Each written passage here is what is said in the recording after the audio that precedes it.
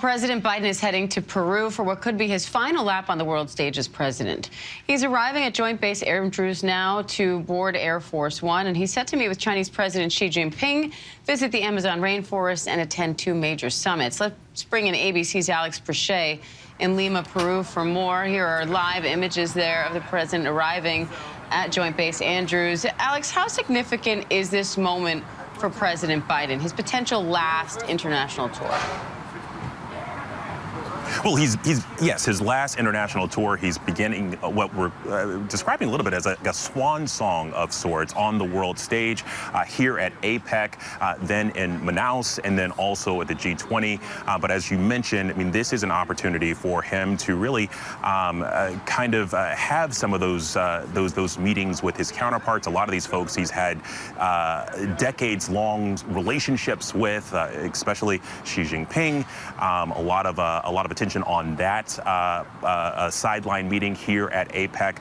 But again, I mean, this is a time of transition, and I think the rest of the world kind of understands that. And so this is a little bit of a swan song for the president. So what are the president's goals on this trip, and what message is he trying to send to world leaders? Well, I think, specifically here at APEC, it's an assurance of the United States' commitment. It's really trying to assuage some of those concerns about the incoming administration. Certainly, there's been a lot of talk about tariffs. President-elect Trump has talked about levying tariffs, specifically at this economic forum, where you have 21 of the world's economies present, many of them allies.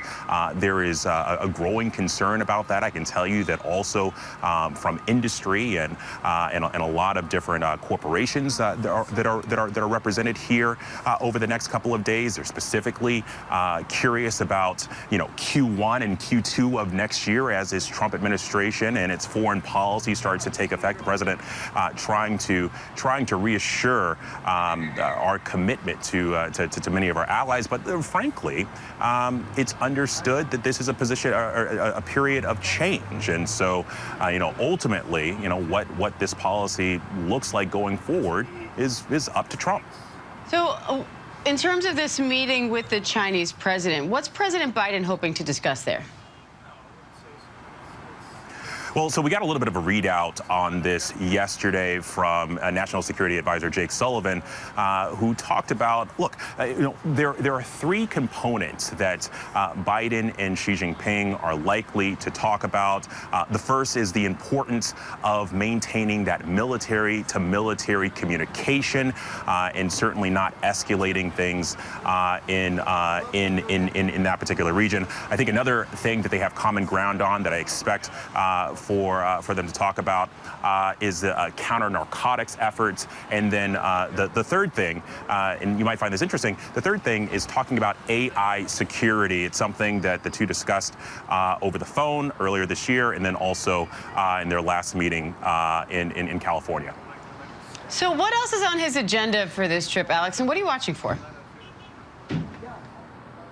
Okay, well, so obviously when the president arrives here, a little bit of a swan song, but he's also got a trip to Manaus. And, a big focus of that is going to be climate change policy, and then also the G20 in Rio. The president's headed there as well. Another opportunity for him to meet with allies. Again, this is a big reassurance trip with him. He's assuring the rest of the world, essentially, of a peaceful transition of power.